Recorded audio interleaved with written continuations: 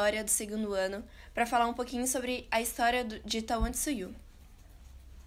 Bem, o livro, na verdade, ele é dissertado pela historiadora peruana Maria Rotsuворowski, que tem ascendência polonesa, na verdade. Ela vem de uma família da elite polonesa, então ela morou fora boa parte da vida.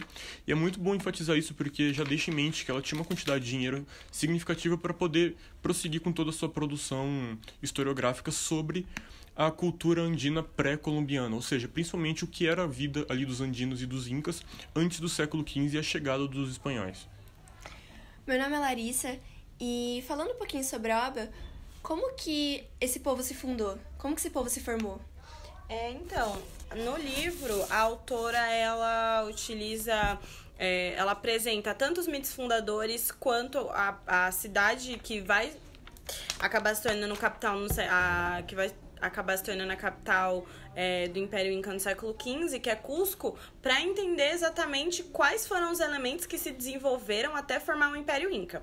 Então, por exemplo, nos mitos fundadores, existem 4 irmãos. Os mitos fundadores principal é tipo 4 irmãos e 4 irmãs, que eles saem da caverna onde eles residiam em busca de uma terra própria para eles plantarem, para eles explorarem. Então, a partir daí, você entende que a questão da terra, por eles não terem não um entendimento, mas por eles não utilizarem a questão monetária do jeito que a gente utiliza hoje, ou do jeito que os europeus utilizavam na época, você precisava de alguma coisa que se valesse. E isso era a terra, tanto para exploração quanto para a questão identitária. No mito fundador, você ter uma terra significava que você pertencia a algum lugar. Então você passa do sistema de... Você deixa de ser nômade para você ser sedentário, tanto para exploração quanto para questão identitária. Outra coisa é que no mito fundador, cada um dos 8 irmãos, eles possuem uma função social dentro da sociedade, né? Eles possuem uma função social dentro da comunidade que eles acabam desenvolvendo. Um dos irmãos, ele tem essa função mais política, vamos dizer assim, embora ligada à religião, obviamente, a gente não pode esquecer disso, mas também existe o irmão que é mais, vamos dizer assim, uma visão mais ocidental, o mago, sabe, que é mais ligado a isso. As irmãs, cada uma das irmãs, umas são esposas, outras elas trabalham, não lado a lado, mas tipo, mais presente com o líder, né, então tudo isso, todos esses elementos, eles acabam todos esses elementos mitológicos acabam se desenvolvendo a ponto do Império Inca. Outra coisa que é importante a gente falar é que mesmo no Cusco primitivo existem a elite, né? Não existe uma elite, né? Existem as elites, cada elite ela trabalha em alguma frente, né? Ela se desenvolve, ela se apresenta de forma diferente das outras, e aí posteriormente isso vai se disseminar. Isso vai se desenvolver dentro do Império Inca do século XV. Certo, levando em consideração, então, essa forma de organização, então a gente pode dizer que existe uma forma de organização social dentro daquele povo. Sim, e aí a autora, ela entra e fala que para entender o sistema organizativo do Império de Tawantinsuyo, é necessário observar os níveis de hierarquia presentes naquele território. Então ela começa falando dos Ratun Curaka, que seria uma denominação para a elite, e os Ratun Runa, que seriam a denominação para as classes mais populares. Dentro da elite tem diversas subdivisões, onde os mais importantes são os senhores, que devido à grande expansão territorial do grupo Inca, cada grupo enviava um senhor para a capital, para se estabelecer e para estudar, para futuramente se tornar um curaca, que seria o nome designado para o imperador. Dentro da elite também existia um cargo de administradores, porque, de acordo com a autora, como o território era vasto, isso acarretava em vários problemas administrativos. Então, necessitava-se de um responsável para cuidar das questões administrativas do império.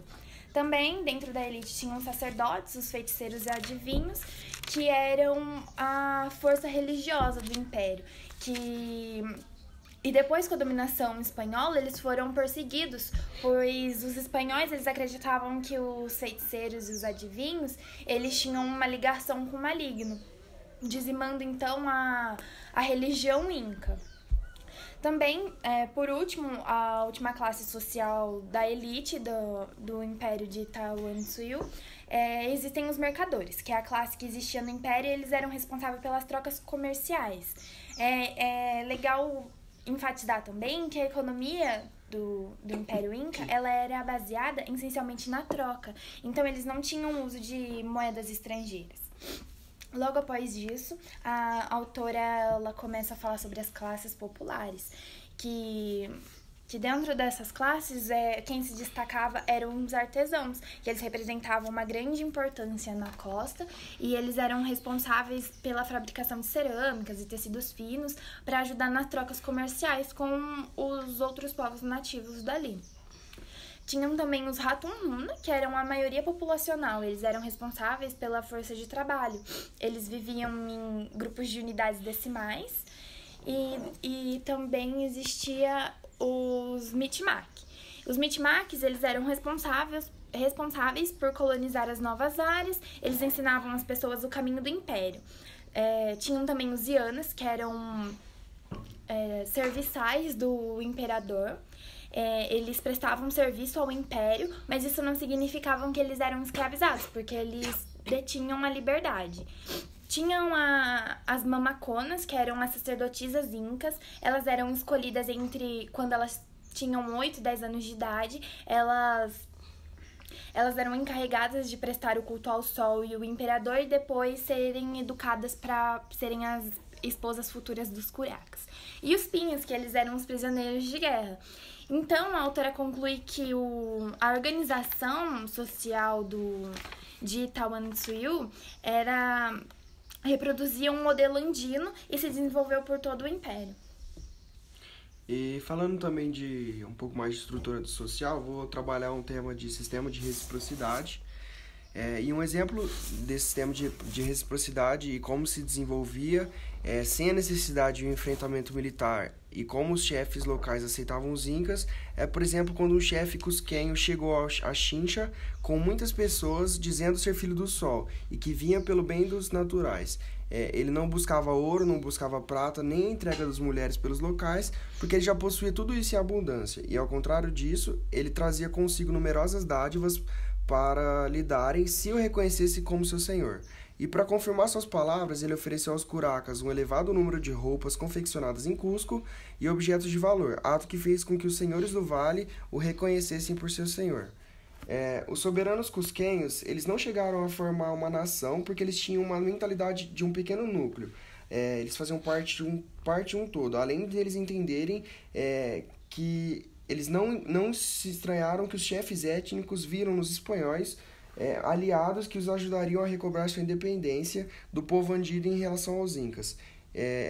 Eles não estavam satisfeitos com a liderança cusquenha, então eles acreditavam que se eles colaborassem com os espanhóis, eles se livrariam dos seus amas cusquenhas. Levando em consideração também alguns pontos que já foram tratados pelos outros colegas, eu vi que na obra da Maria, ela fala também sobre o fato dos recursos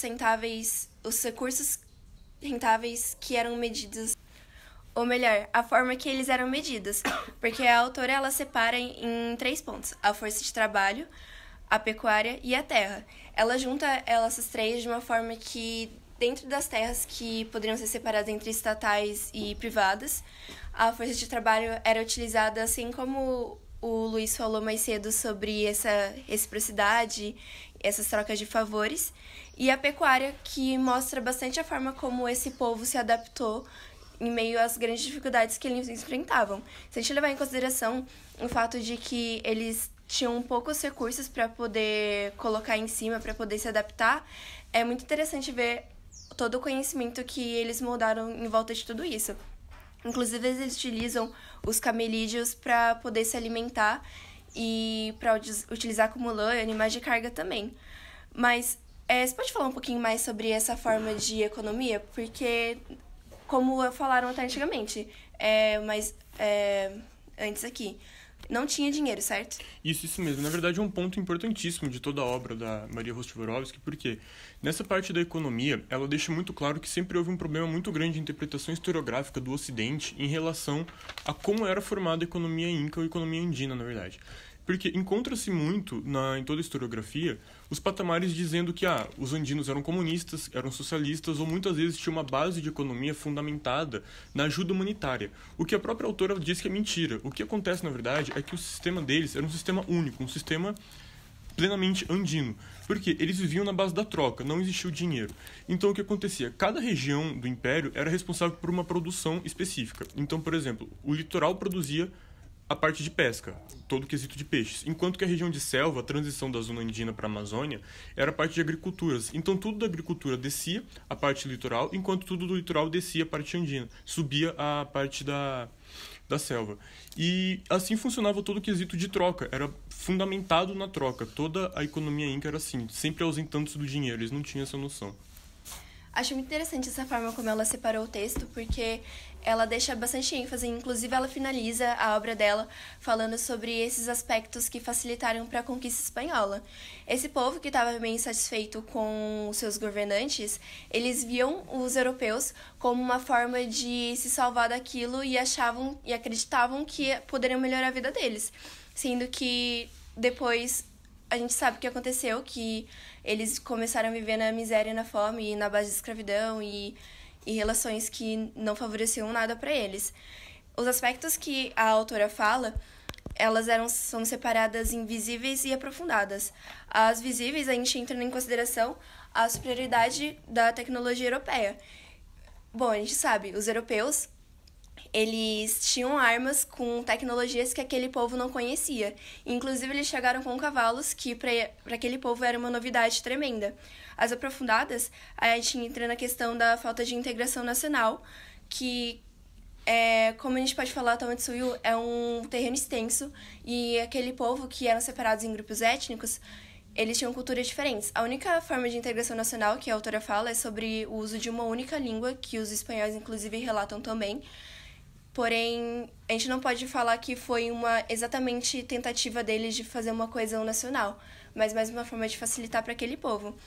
Aí a autora finaliza explicando como a terra, como o povo de Tawantinsuyo mudou para sempre depois da conquista espanhola e como essas coisas influenciaram bastante para a vida deles. Essa mudança também, só antes da gente terminar, ela se estendeu também para o campo dos mitos, né? Quando você falou que o poder do Império Inca já estava um pouco desgastado e aí você aparece e as pessoas que viviam próximas ali estavam descontentes com essa centralização, acabou que o mito, né, ele acabou...